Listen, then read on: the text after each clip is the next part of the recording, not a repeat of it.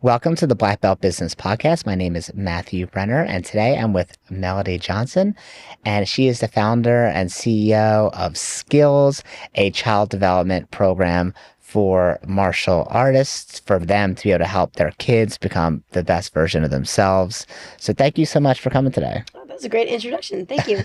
My pleasure. I'm really excited because today we actually had a full seminar with you for our staff where you came in and you taught our staff all the different development stages and how we can better teach those kids, whether it's 3-year-olds or 7-year-olds, all the way up to, I think, age 14 is where we stopped. We stopped there. We stopped at 14. Yeah, some people at the end were like, you need to tell me how I could better teach my husband how to do things. They were telling me that about you. I'm like, go ask her. Don't ask me. I don't know.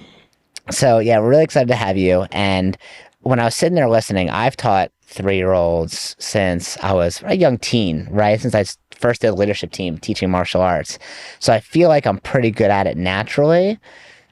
Well, maybe not naturally, maybe from practice, but I don't necessarily know the things I'm doing right in terms of science that's backed, or the things I'm doing wrong. And listening to you speak, I was like, oh yeah, oh, I'm glad I do that. Oh, that's so awesome I do that. And I hear other things like, oh my God, I hope she doesn't find out I do that wrong way or I say the wrong thing. So glad you did get to watch any of my classes before we got on here, or my instructors, so I can make sure they're better. So one of the things we talked about for you that is like your theme for this year is your brain bank theory. So can you tell us a little bit about your brain bank theory and why it's so important to you this year? Yes. So imagine every day you wake up with your own personal brain bank account. And you either wake up a millionaire with millions of resources, mental resources to tackle the day and handle problems. Or you wake up in a deficit and your brain bank account is very low. And throughout the day, you make deposits or withdrawals in your brain bank. So deposits include the quality of sleep you get, the exercise you do, the food you eat, the connections you have with the people you're surrounded by, the information that you consume that helps you become smarter so that you can solve more problems, and the conversations that you have with yourself, both consciously and subconsciously with yourself.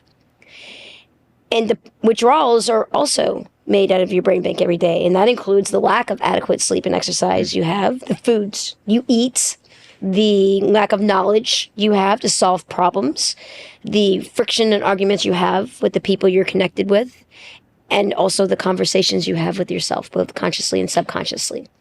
So it makes sense that throughout the day, what you want to do is continue to make more deposits than withdrawals.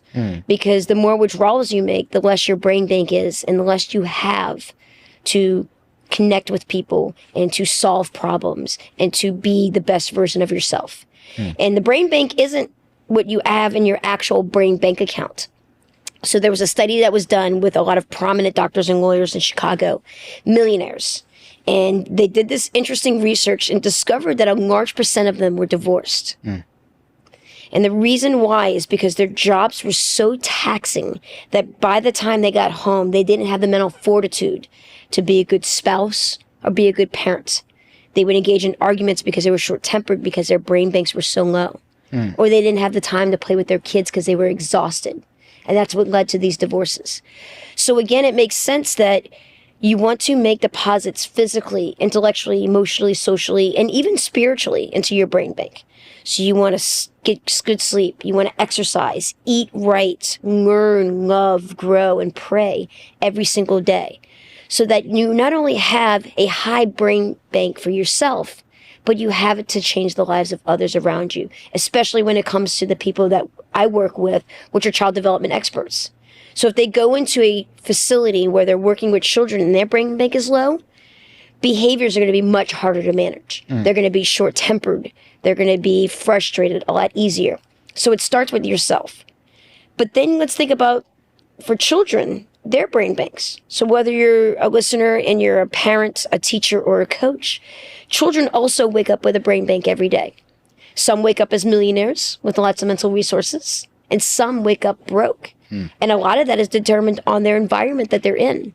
If they live with a family who's always very stressed and rushed in the morning and the parents are yelling at them, those are withdrawals out of their brain bank.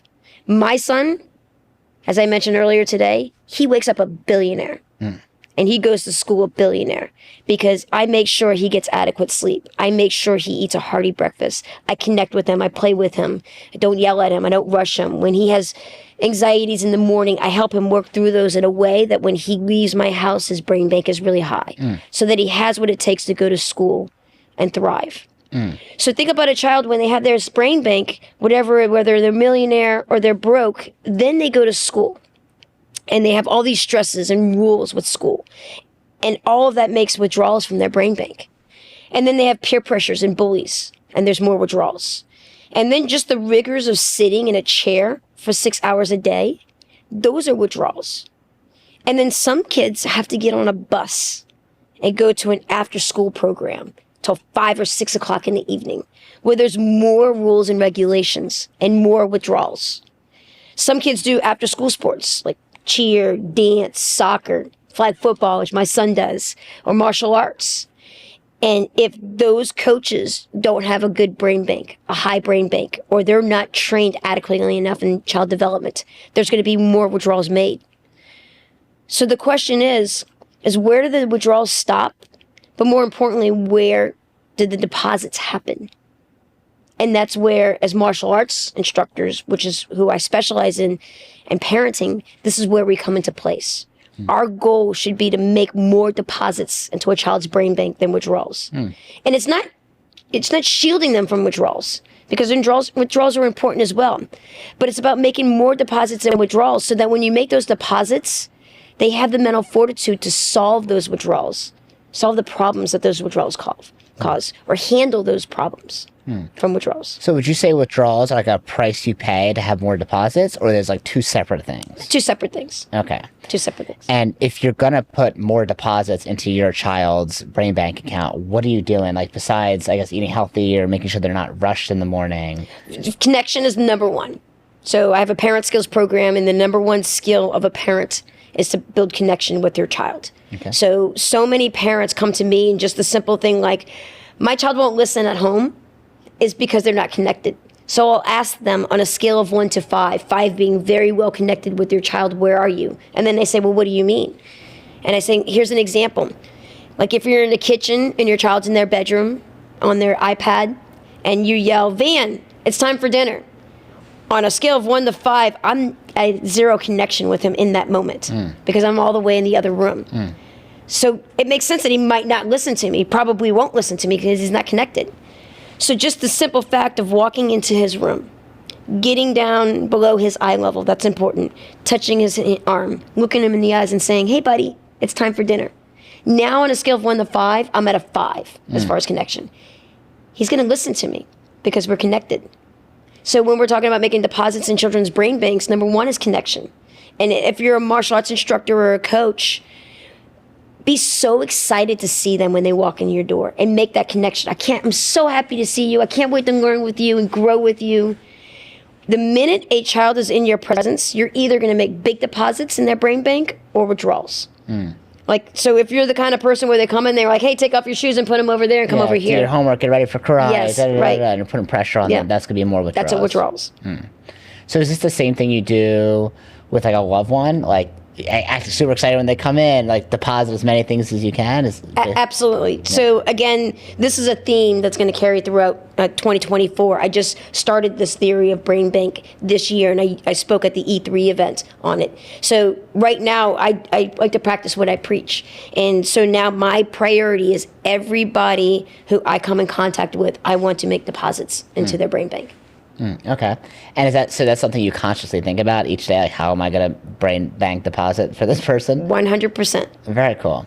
And then if I want to have brain bank deposits for myself, is it just general self-care? Like, okay, I'm going to exercise and eat better? Or? To a high level of intent. So in the morning, like when you choose, so at my hotel, I went downstairs for breakfast, and, there was eggs and sausage, and then there was like muffins and bagels and danishes, and then there was fruit and yogurts, and I have to choose all the yummy and fun stuff, and it's all there for you to choose from, the good stuff and the bad stuff. It's buffet style.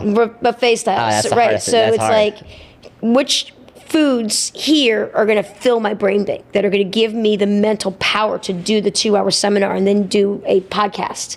So I choose to eat the very healthy foods because I know it's going to fill up my brain bank. So can brain bank also be, I'm going to watch Netflix for 2 hours and just chill? Or is it has to be something that's like a positive Well, here's input? the thing. It's okay. I binge watch. I love doing that. As a matter of fact, that's probably what I'll do tomorrow is chill and binge watch. Ted so it's not Lasso. necessary. But that's what my son, right? Oh, okay, okay. Right now By yourself. I'm binge watching Succession again. Oh, so good. Love that good. series. So those are okay. Yeah. And yes, they do make withdrawals, but I'm going to have a healthy brain bank. So it's okay to make those withdrawals. It's just just recognizing that if that's withdrawing from my cognitive energy, that I want to make sure that I make deposits into my brain bank as I move forward throughout the rest of my day. So do you think if a parent wakes up and they're rushing their child really quickly to get out the door, you think that's more of a withdrawal? 100%. So a lot of parents, I think, struggle to get their kids up and then move in. So maybe they're in a rush to get to work too. So how long does that process take for you, like to get out of the house? Is it? So the best lesson that my father ever taught me is he said, never be in a hurry, but always be on time. Because my father was Filipino, very patient, calm guy. He was never stressed. And one of the reasons why is because he understood the concept of time management. And we lived in Louisiana. He lived over an hour and a half away from his work.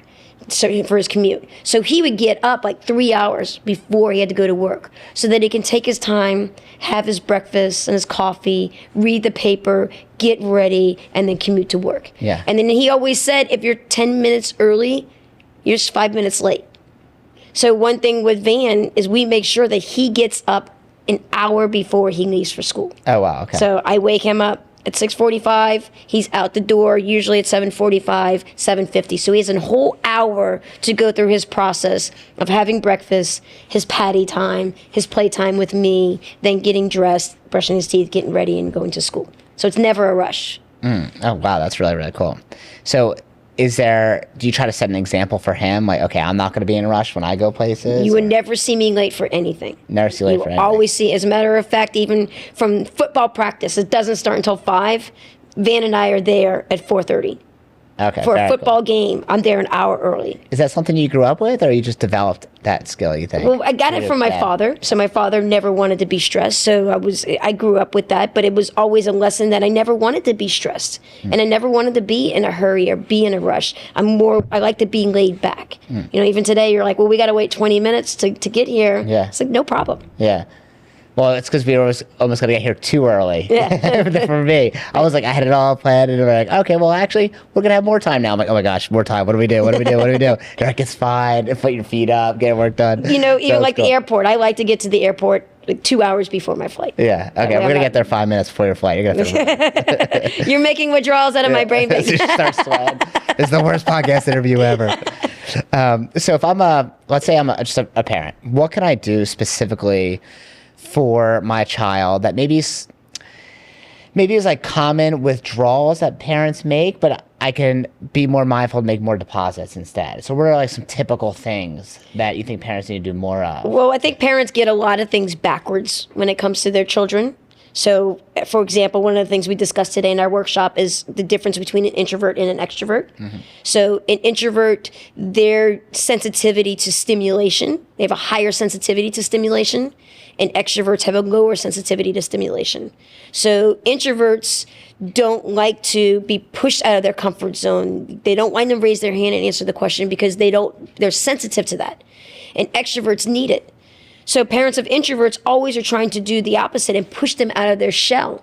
And when they do that, they overstimulate their child and push them into more of a stress response system.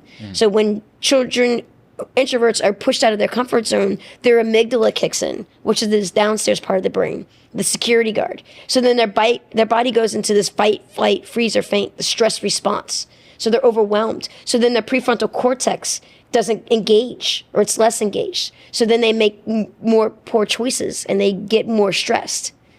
And then, of course, like extroverts, they do the opposite. Extroverts need the attention. They need to do all the talking. They need the teacher to let them answer the questions so they get that dopamine stimulation.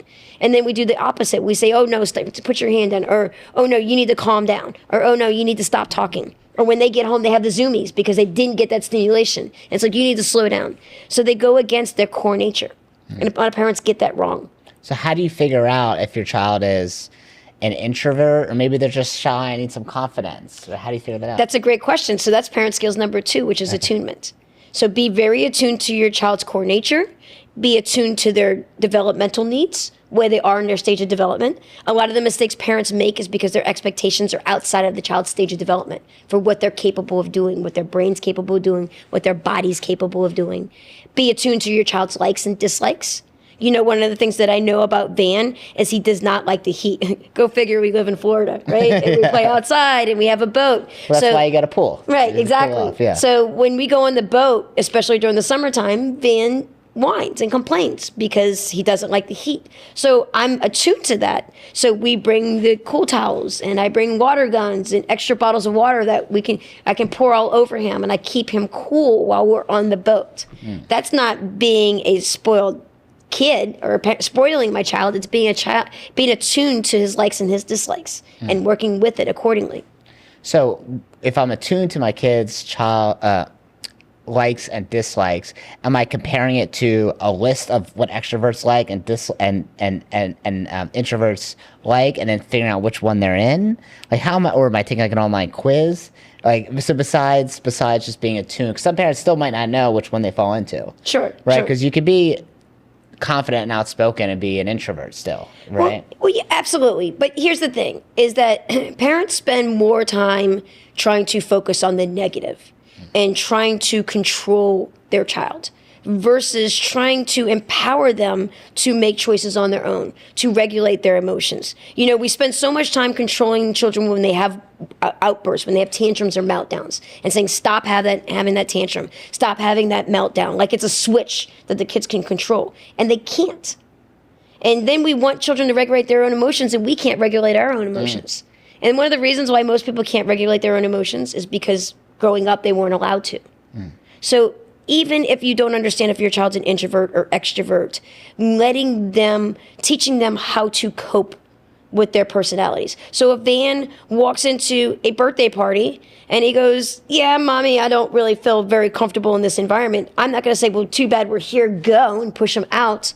I'm going to say, well, let's kick back for a second and let's check it out. And let's see, how it feels. And then as you feel comfortable, then I'll let you jump out. And people say, is this permissive parenting? In a way, yes, but also it's empowering him to make the choice on his own.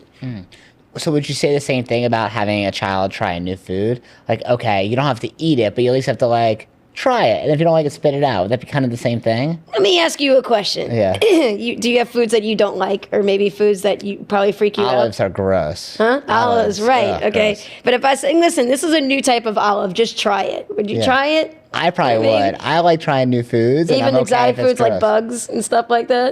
So I was in Mexico City and I ate a scorpion. It was disgusting, but I ate it. Okay. Well, then, I'm probably the wrong person to ask about that. Right. So, but for a child, I mean, for me, if you said, hey, try the scorpion, I would say, heck no.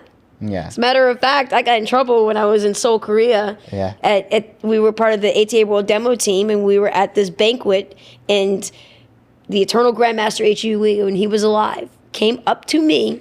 I was 21 at the time, and handed me a fried grasshopper and said, try it. And I said, no, sir, no, thank you. And he's like, no, you try. And I was like, no, sir. And he goes, fine, and walks away. And everybody's like, ooh, you did it now. You messed up. So why do we try to force kids to do that?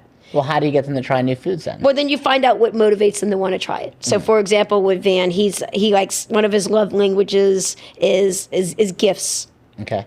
And so extrinsic motivation. So I will do something like, hey, Van, if you try this sushi, which I did this in Orlando a couple weeks ago. We were there for the Pro Bowl, and we were at the sushi restaurant. And I said, if you try this salmon, there was a salmon nigiri. I said, I'll give you $5 in Roblox. It's like, he tried it. He's like, nah, I didn't like it. Where's my $5? Okay. Got it, right on. So is there a downside to that? Like, oh, maybe you're just bribing your child, or is that in line? It depends on the intent. in the amount of times that you use it. So for me, my intent is to get him to try something new, and he knows that it's an extrinsic exchange, and I explain it to him that way. So it really depends on how you do it. Like, I'll give you $5 to shut up as a bribe. Yeah. Right? Okay. So it's a little Are you saying that to me now? Oh my God. It's funny because, or what I want to clarify with you is, it should always be like a positive reinforcement. Like, hey, so I'm not going to take away $5, 5 Roblox dollars if you don't try this. Sure. Okay, I'll give you this if you do that. So it's building behavior by desire versus behavior by fear. Okay. So behavior by fear is threatening, coercing, punishing. Behavior by desire is, how do I positively steer my child in this direction in a way that he wants to be led in. So when you do something like that, you're always going to be towards the positive end of it? Like, if you do this, then you'll get that. Sure. Okay. Sure. Very cool. And I think with martial artists, that reminded me of, and tell me if I'm doing the right thing here, doing the wrong thing. I think it's correct, but one of the things I've always talked about, and when I was a kid, is I hated when you did something wrong in baseball practice or in karate, and it'd be like, okay, go do 10 laps or go do 20 push-ups. And I felt like when I was teaching, then I was associating exercise as a punishment. And I'm like, okay, well, now those two are connected, and they're going to think doing push-ups is bad.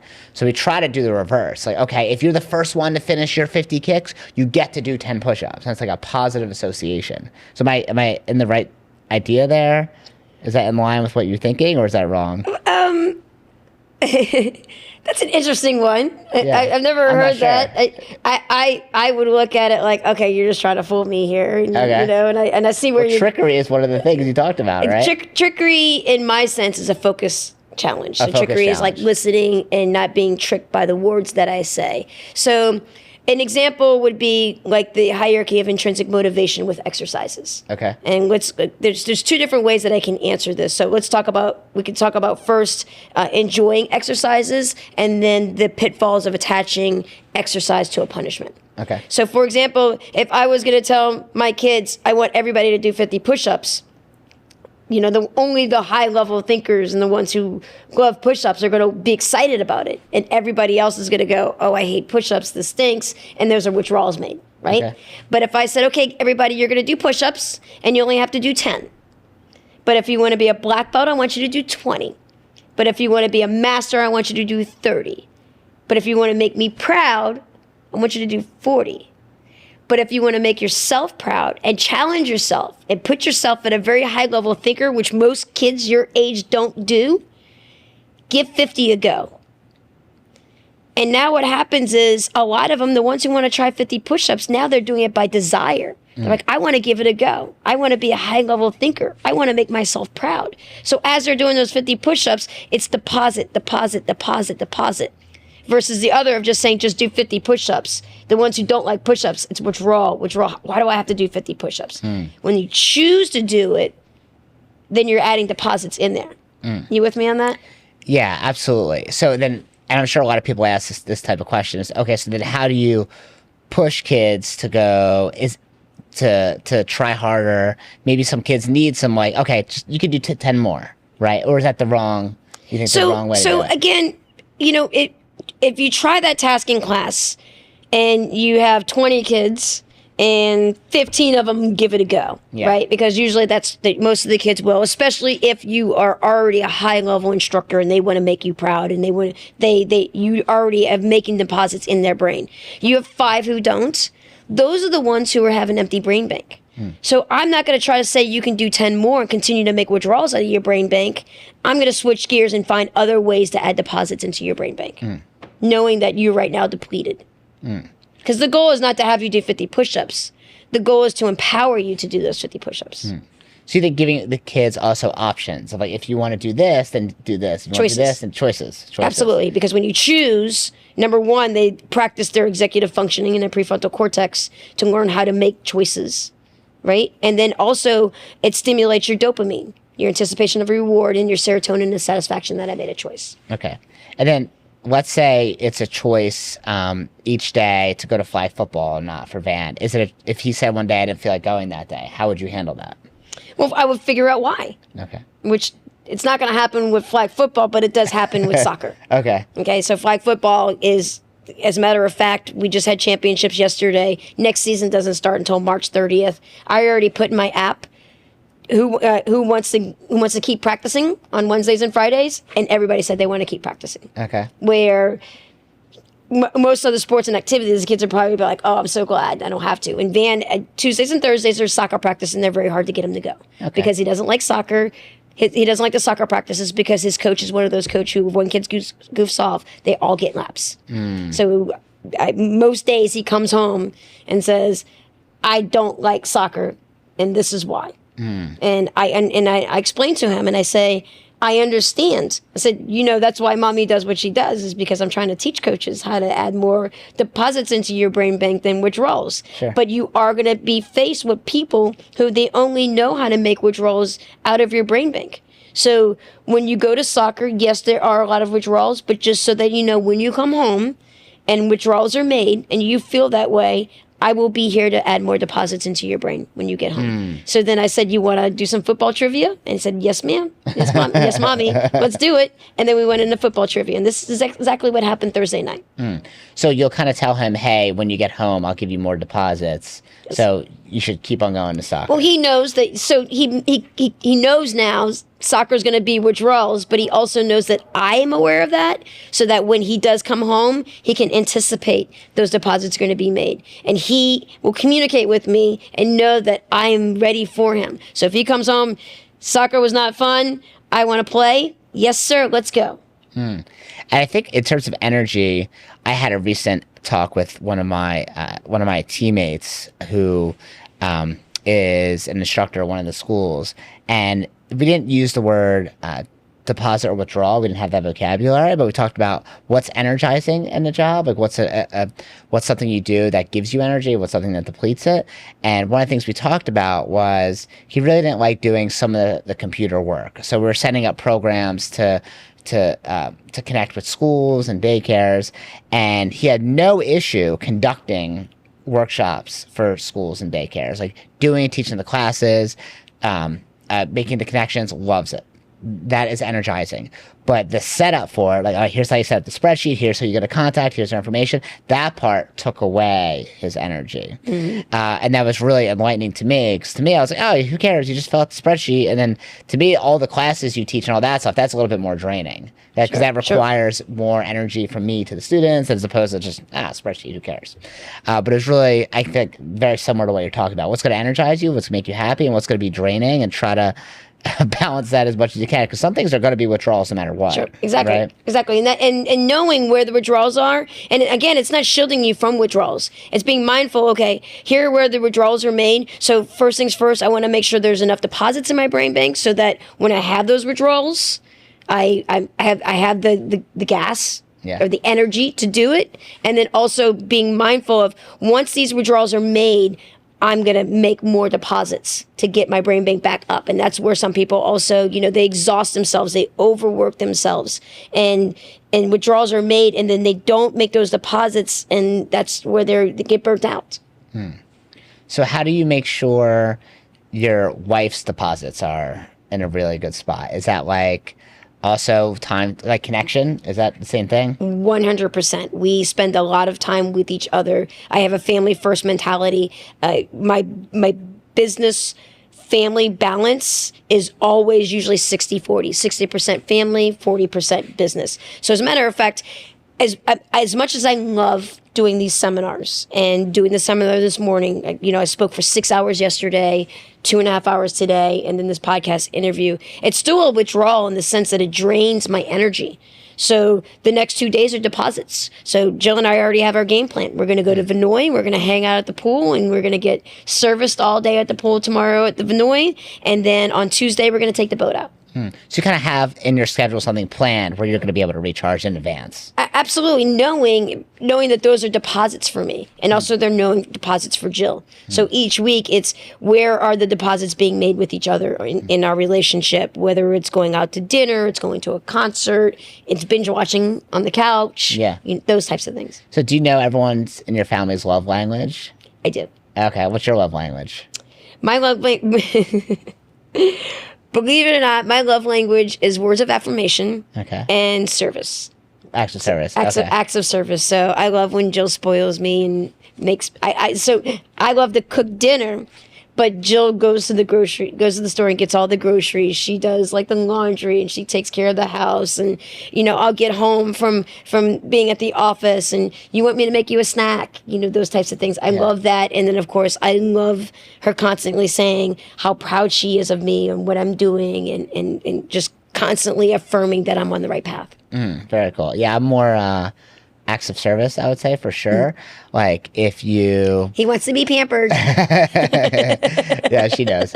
My girlfriend's in the other room. So, yeah, anytime someone can like help me do something, it could be anything. Just like help me do something, It's always means more to me than like a gift. A gift is like nice, but like it doesn't make me feel the same warm feeling, sure, right? And then I anytime I do something for someone else, like active service, 'cause I love doing active service. It makes me feel really warm. I love cooking dinner for someone else. I love being a really good host. Yes. I love just like taking care of people. It makes me feel so good. So whenever I meet, I have like a new friend or something, I always want to know what their love language is. And by the way, if you're listening to this now and you're like, oh, I'm not sure what that is, just Google search love language quiz. You can do it for free online or get the book. It's called The 5 Love Languages. I don't know what the author's name is. Do you know? Not off the top of my head right Google now. it. It'll be easy. My brain bank is on Medium right now. It's on Medium. I got to make some deposits. Your hair looks amazing. I was going to say. You're doing great. What can I do for you? I'm going to grab you some cough drops. So one thing I want to talk about too is I loved, you talked about 2 different types of CEOs, an X-CEO and a Y-CEO. I never heard this before. Can you tell us a little bit about that? Oh, yeah. So Douglas McGregor was a famous or well-known corporate psychologist, and he was out of MIT. And this was back in the 50s. And he did some research on CEOs and narrowed it down to saying that there's 2 types of CEOs and how they lead their team. And of course, you can fall somewhere in the middle, but there's the Theory X CEO and the Theory Y. And the Theory X CEO believes that employees need to be threatened, coerced, and held accountable in order for them to perform at a very high level. You have to get me that report by Friday. If not, you're going to be demoted. If you don't show up on time, you're going to get fired. If you don't meet this status, then you won't get your bonus. They focus on the negative. And then there's the other CEOs who believe that employees want to do their job well. They want to meet their goals. They want to get those reports done on time because they want to have a sense of purpose. And both CEOs treat their employees very differently according to that theory. And it carries over to martial arts and especially how we teach our kids. You've got your old school Theory X instructors who feel like kids need to be threatened, coerced, and punished in order to have good behavior. Yes, which is behavior by fear. Yeah. And there's all kinds of science that goes into it and how it triggers the amygdala and puts the body into stress response mode. And then there's behavior by desire, which is triggering the dopamine, the oxytocin, serotonin, and endorphins with intent. The feel-good chemicals, I think. Feel-good chemicals. Yes. Very, very cool. So if you have an instructor who's more the old school version, are those the types of people that you try to teach to be more positive? I have converted my share of Theory X instructors. Yes, I have. Are they like stubborn or? They're stubborn until I start to go into the science behind it. So, if you want me to circle back, we were talking about push-ups or exercises attached to punishments. Yeah. Right? So perfect example is a Theory X instructor will see a young child who can't sit still and say, Matt, sit still. Matt, sit still. Matt, listen, if you don't sit still, I'm going to put you in timeout or I'm going to give you push-ups. And Matt's still not sitting still. And then finally, Matt, 10 push-ups because you weren't sitting still. So here's what's happening in Matt's brain. When a child or when anybody is threatened, for that matter, when you are threatened with a punishment, your amygdala, the downstairs part of your brain, the primitive part of your brain kicks in and says, uh-oh, I'm under threat. So the amygdala goes into the stress response mode, which is the fight, flight, freeze, or faint mode. And when that happens, the brain starts to conserve energy to either fight, flight, freeze, or faint. So then other parts of the brain shut down, the parts that aren't important right now, like the hippocampus. So when we want to attach sitting still to the desired behavior, but yet we're threatening. What we're actually doing is shutting off the hippocampus that was recording, I have to sit still. And instead, the librarian, the hippocampus is recording, sit still, I'm in fight, flight, freeze, or faint. So then now every time you hear the word sit still, the kid freaks out because it's a threat. And that's what Theory X is all about. Behavior by desire, a Theory Y person would do something like prompting, redirecting, modeling, catching the child. So for example, Matt won't sit still. Hey Matt, we're going to do a really quick demonstration here. Can you demonstrate how a black belt sits right now? Very good. Now, when I say go class, I want everybody to sit just like Matt's sitting right now. Matt, you can go ahead and sit a little loose, a little lazy. And I say go. And then Matt sits good. You're like, Matt, look how good you're sitting. And look at everybody else. You just showed them how to be a really good sitter. Everybody, good sitter. everybody give Matt a hand. And then you high five Matt. Now what's happening in his brain? You're triggering that dopamine, that anticipation of a reward, the oxytocin, the connection that you're building with him, the serotonin, the satisfaction of sitting well. And when everybody's clapping and cheering, you're triggering those endorphins as well. So now the hippocampus, instead of the amygdala being in stress response mode, the hippocampus, the librarian, is typing away going, sitting still feels really good. So now you're building behavior by desire versus behavior by fear.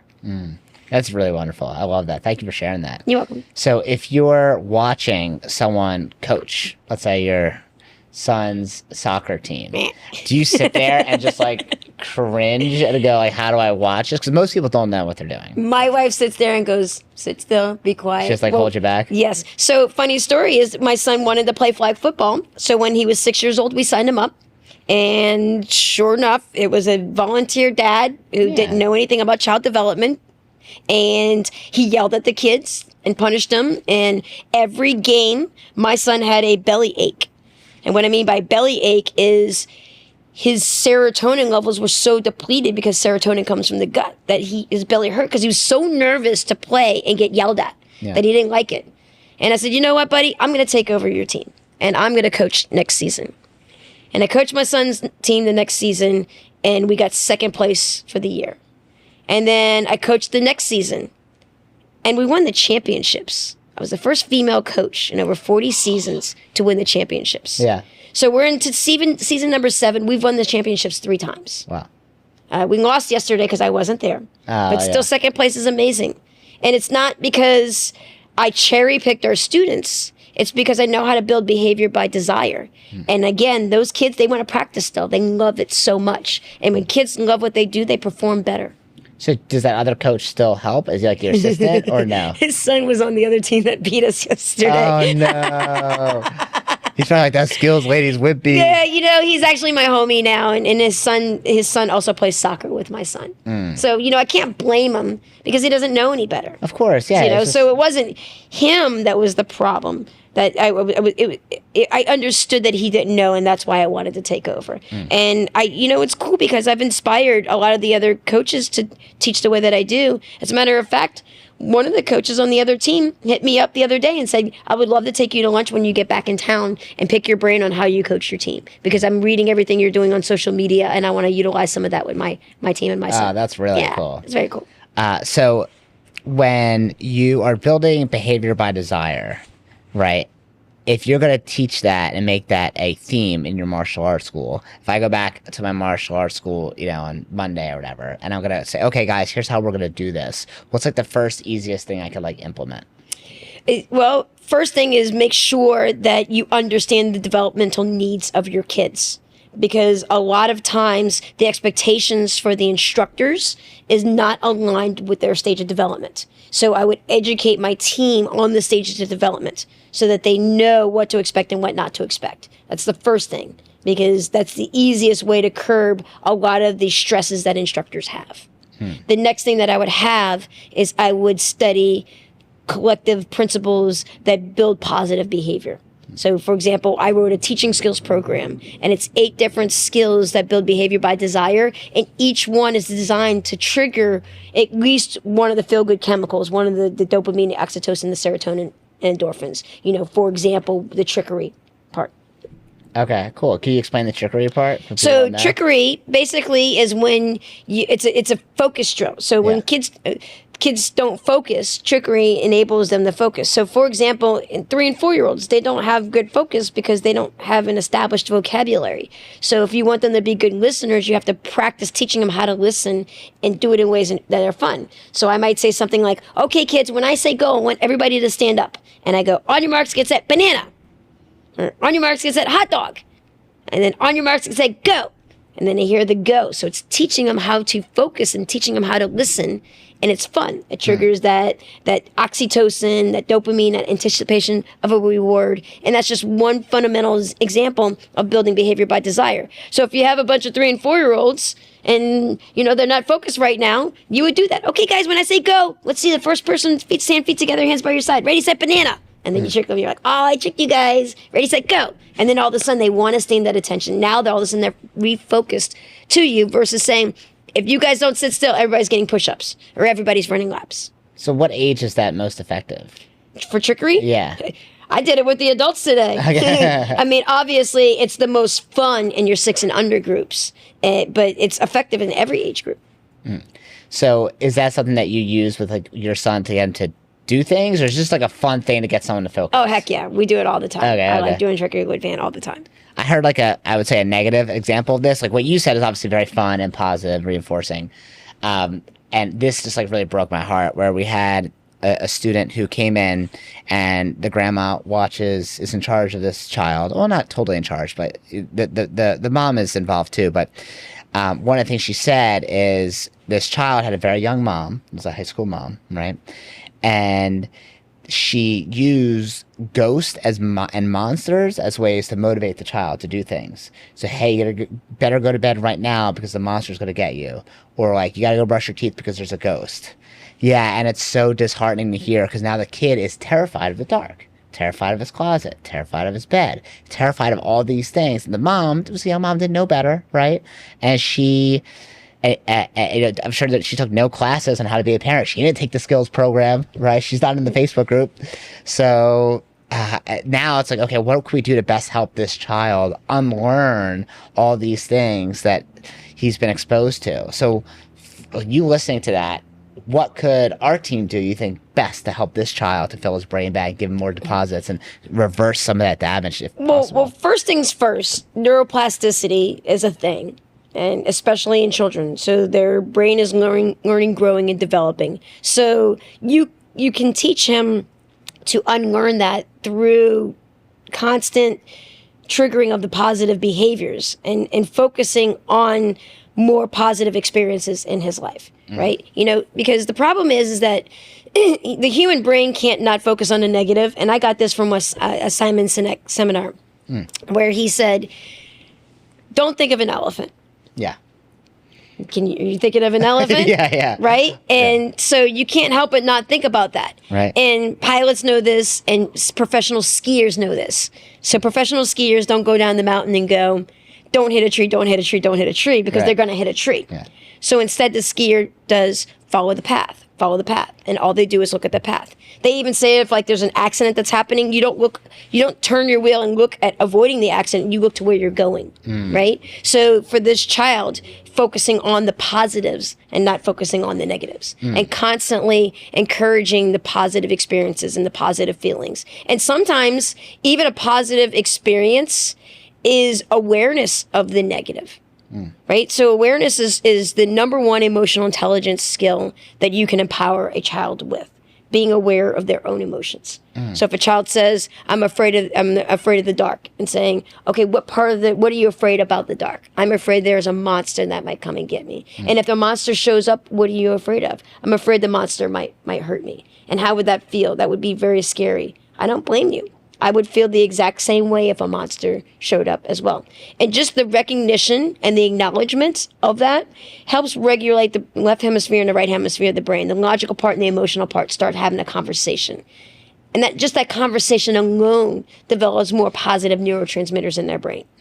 I think more adults need that too, emotional awareness, right? Oh yeah, my next master class from our VIP Gold members in March is emotional intelligence skills for adults. Yeah, I mean, there's definitely times where I'm like, why am I feeling anxious right now? Does it make sense to feel anxious? And if I do, okay, maybe it might be honestly sometimes because I had coffee or something like that, or it's But usually your worst fear never actually happens. Like what you think, like for example, like, okay, I'm going to speak in front of a room and you're nervous about it. Of course, it's natural to be nervous, natural to be anxious. But what is the worst case scenario? Everyone stands up and points and laughs at you and says, "You're stupid," or we don't like your shirt. A, that's not going to happen. But B, like, you're not going to die, right? So if you like play out the scenario, okay, I'm going to try this like jump kick. Worst case scenario in the world is I'm going to, I don't know, break my ankle or something, right? But obviously unlikely. But if you play it on your head, usually the worst case isn't so bad. It's like, okay, if that happened, I can live with it and be fine. And it helps you regulate. Am I getting that right? Yeah, you're right. Because when we talk about, the anti-skill of awareness is denial. So, and that comes from parents trying to regulate their own children's emotions or suppress their emotions. You don't need to feel nervous right now. Stop feeling sad. Don't be upset. So then you're dismissing their emotions. So awareness of your emotions is number one step to emotional intelligence by saying, I am nervous right now and I'm aware of that. And it's okay to have those emotions, right? And then work through, why am I having, like you said, and how do I overcome them versus trying to ignore them and saying, stop being anxious, you're a wimp. So one of the things you mentioned in the child development phase is things might change over the course of the next, decade or so because of COVID. So have you seen any trends? Because obviously we work with kids and you work with martial arts school teachers and owners who work with kids directly. So we kind of be at the front lines for that. We're not regular school teachers or most of us don't have degrees in psychology or therapy or anything, but we do see changes. So I'm curious what you've seen. So a lot more anxiety, a lot more depression, a lot more addiction to screen time. Because that's what they were experiencing during COVID. All of those things are definitely going to be coming out in case studies. I know a lot of pediatric specialists are starting to study it. I'm looking forward to the case studies to see exactly what they're coming out with so that I can come up with strategies on how we can help treat them in our martial arts studios. And one of the things you mentioned as well that I really liked listening to that I thought was insightful was when kids quit things, right? So you said usually they quit things on their way to a sport or activity or on the way home? Both, yes. Both. Can you tell us more about that? Yes. So most kids do. They quit their sport in their head, either on the way to their sport or on the way home, and usually it's because of the conversations the parents are having with them. So on the way to the sport, if it's a kid who's struggling, make sure you try really hard today. Make sure you give 100%. Don't do like what you did the other day in practice, right? And so again, you can't help but think about the negative. Yeah. So then they're like, oh, I just, I don't want to do that. But then all you're thinking about is the negative by the time you get to the sport. And then on the way home, it's, why didn't you do this? Or why didn't you try hard? Or I saw you weren't paying attention. And then in their brain, they're like, man, sport is attached to a negative feeling. So then mom the next day is like, okay, it's time to go to martial arts. And they're like, I don't want to go. They're like, but you go. And then they get there and they have fun. But then they resist again when they don't want to go in the next practice. But then they go and they have fun. And then the mom comes to you and goes, I don't get it. He fights me to get here, but then when he comes here, he has fun. It's probably because of the conversations you're having with them before they get to practice and also on the way home from practice. So how do you consult a parent on that? What do you say? Well, I tell them, remember, the experience on the way there needs to make positive deposits into their brain. So what you want to do on the way to school is not focus on the negatives, focus on the positives. I'm looking forward to you having a great practice today, learning and growing, and I'm so proud of everything that you're learning and you're doing and the efforts that you're putting forth into the sport. And then on the way home, it could be a couple of things. Like Van doesn't like to talk about soccer on the way home because usually it's a negative experience. But like football, I'll say, what was your favorite part of practice today? And let him talk. And get excited. Or I'm very proud of your efforts today. I'm very proud of how hard you tried when you were running those routes. You could really see that you're getting it down pat. And those types of conversations are leaving deposits in his brain, and they're attached to that sport. That's really good advice. So if do you feel like it could be uncomfortable to talk to a parent? Like, hey, what conversations are you having? Or do you think you just have to say it because you're a leader? And it's not uncomfortable for me, yeah, but that's because I'm a child development expert, and that's because this is my lifelong passion and goal. And I want to be, I'm the fighter for children. So I'm the one who puts on the equipment and grabs the hose and runs into the burning building. When a child gets in trouble or they're struggling with something, I want to be there to help them. So, and it starts usually with the parents. You know, when you talk up to some of the best child psychologists in our nation, most of them treat the parents more than they treat the kids. Yeah, well, there's no education really for how to be a good parent, right? There is now. There is now, I guess, for you. Yeah. In your program. Well, there with my program. Yeah. I didn't mean to be self-promoting, but No, like do Dr. it. Daniel Siegel, Yeah. who wrote No Drama, Discipline, Parenting from the Inside Out, The Whole Brain Child, Brainstorm, Mindsight, Attachment Parenting. There's lots of resources. It's not necessarily the lack of resources for parents, but the lack of desire to do it. Because they don't understand or don't believe the ROI.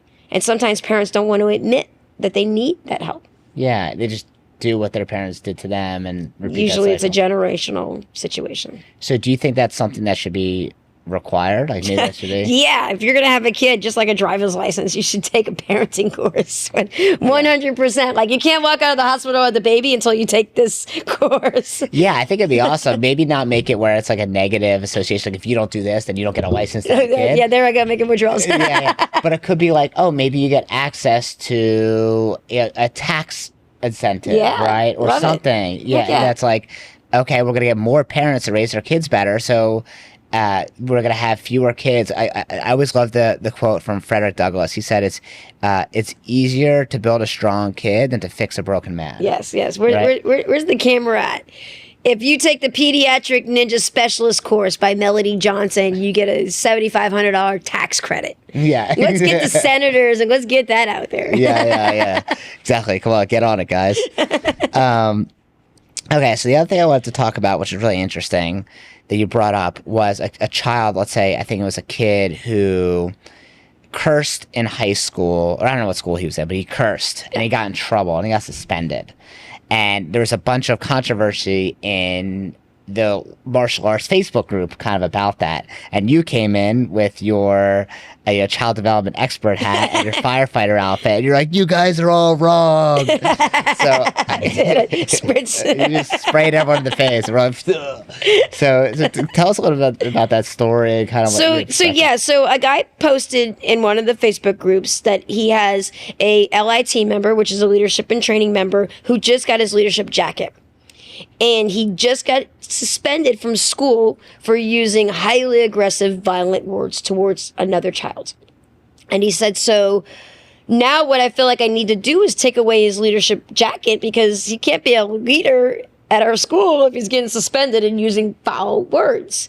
And he's like, he asked, what do I do? And everybody's like, take his jacket away because he can't be a leader. And I get it. It makes sense from a theoretical perspective when it comes to trying to prevent that behavior from happening, but that's building behavior by fear, right? So my thought, I jumped in there and said, well, wait a minute. He's already held accountable. He said bad words. He got suspended. That's the accountability right there. And then you know that kid went home and got in trouble too. His Xbox is gone. If he has his cell phone, that's taken away as well. So that's a double whammy. Mm-hmm. So then he comes to your school and he gets his jacket taken away. Now he's triple whammied. And now his identity is attached to this poor behavior choice that he made. And now he thinks that he's a bad kid and he's not a leader. And what we should be doing is the opposite in our leadership program. To build a leader is not to make mistakes. It's to rise up after you fall. Right? So my suggestion was, no, don't take his jacket away. Have that conversation with him. Listen, Matt, you made a poor choice by using language. Obviously, this kid upset you. It's okay to be mad. It's not okay to use those inappropriate language, though, in that particular setting. So I'm separating the behavior from the child. I'm saying it's okay to be mad. It's okay. You acknowledge the feeling. You recognize it. You acknowledge it. Say it's okay to be mad. But it's not okay to use those words. What could you have done better? right? And then the one kid said you could have just walked away. And I was like, well, just walking away is not enough because then you're suppressing that emotion. You got to get the emotion out, right? Otherwise, you keep it in, and that's not healthy either. You could walk away and you can scream by yourself or say something by yourself or hit a pillow or whatever you do to get it out, right? And it doesn't matter what the answer is. What I want you to know is just like thinking about what you could have done better. But you are a leader for a reason. You're a leader because you're a great person in our school. You are a good martial artist. You are very sweet and kind to everybody you're surrounded with. You love what you do. And that's why you earned this jacket in the first place. So I'm not going to take that away from you because you still are a leader. Yeah, and the whole idea is not just like piling on, right? So do you think we kind of do that as a society to anyone who does makes a mistake? 100%. We pile it on and on and on, and we shame, we blame, we criticize, and that's why so many teens and preteens have depression, is because we pile it on and their identity gets stripped. So for this particular kid, I want to rebuild his identity as a leader. Right? There was a quote in Ted Lasso, and I know I'm going to butcher it, but one of the things that he said is, he goes, I hope people don't judge me by the mistakes I made, but how I act and carry myself when I get a second chance. Do you think all kids should be required to watch Ted Lasso? 100%. Van and I watched that on repeat. Yes. Yeah, I kind of felt the same way as you. I thought the first couple episodes were hard, and they're obviously extremely corny, right? But it's just like so heartwarming, right? It's like watching, Chicken Soup or something. Yes. Okay, so I have another question that's really advice for me, but I think maybe other people will help. We do homework for students in order for them to earn their white belt. We don't give it to them right away. We have them earn it. They do something. And for the older kids, we do something like and here's the homework I have, so tell me if you would switch any of these or you do something differently. So we have them, the first thing is memorize their student creed, just like a sentence or two. Probably most martial arts schools do, something similar. We have them make their bed. We have them do like one chore around the house, something that they can help, and then like practice kicks. Right. And then, but not a 3-year-old can't really do all those things. They can't really memorize the student creed, right? Or they maybe make their bed. They can help mom or dad do it together. But if I was going to get, are you okay with those things? Or do you think those are good things? Okay. Yeah. What could I do for a 3-year-old or a 4-year-old out of those things? Should I pick one of them, or do you think there's something else I could do to have a child feel like a good sense of accomplishment to earn their white belt instead of us just handing it to them? So, backtrack for a second. What's the purpose of the homework assignment? What's the underlying reason behind having them do something at home? What is that? Is it to impress the parents that what you do carries outside of the house? Yeah, right? I would say yes, and I think it's a sense of like, okay, I'm not going to be handed anything here. Even the first thing I'm going to have to earn. Right, and so it feels good when they get that belt. Like they accomplish the purpose is to earn it. What I would do is I would have options on things that they can do. It could be you could try a new food, you can accomplish a chore, you can memorize the creed. And then let the parents sit with the child and let the child make the choice on which one they want to do. Because when they choose, they're more intrinsically motivated to accomplish that task, not because they're forced to, but because they chose it. Right? So for the example that a correlation of the example where I talked about, if you just tell somebody to practice their form for 15 minutes, then it's like, right? But if I say, you guys practice your form over here backwards, if you want to practice your form over here, you practice it backwards, or you can practice your form over there in progressive, or you can practice it with weights, or you can practice it slow-mo. You choose how you want to practice your form. They're more motivated to put forth the effort. So for any of the assignments that you have for your students to earn their white belt, if it's a choice option, you're going to get a lot more better participation from it, and you're going to have a lot more sense of pride because when they choose, they come back and, oh yeah, I chose to make my bed, or I chose to eat broccoli to get my white belt. I should have known it was going to go back to options. Everything is like, oh, you just need to get the option to choose what to do. And you're working that part of the brain, the executive functioning, the prefrontal cortex, and exercising it in a way that's productive and making deposits not withdrawals. I love that. Well, thank you so much for being on here today. Hey, and you're welcome. if people want to communicate with you, what options do you have for them to reach out to you? I just had to delete a whole bunch of people on Facebook so that I made room for new people. So that's me. kind of You made really, room really for me. hard.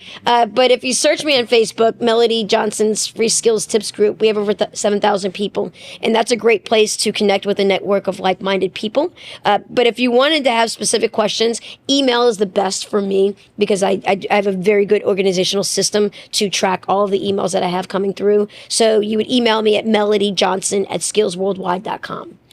Cool. And if you're a martial arts school and you're thinking, hey, I'd love to grow my program for kids and have way more students come enroll because of it, and B, keep those students and C, actually give them the best possible product that you can, highly recommend you either join her group or hire her to come out and teach the team, because we had her out today and it was absolutely remarkable. We had, 75 people, 80 people there for it. And it was on a Sunday morning, so not a convenient really time. And these are people that worked Monday through Saturday. So they were there on a Sunday because they heard about your reputation, because you guys, we didn't really give them options, to be honest. But of course, if people could have come, they could have come. But we're like, yeah, you really need to go. And it was absolutely remarkable. And I know it'll improve your school. So, Melody, thank you so much for being here. Thank you very much for having me. You're right. It just did go by fast, and it was fun. Cool. Thank you. That's it. You're awesome. Thank you so much. Thank you. That was amazing. No, that was good. You do a great job at this. You're very good at your craft. You can tell. Thank you. Yeah, I listened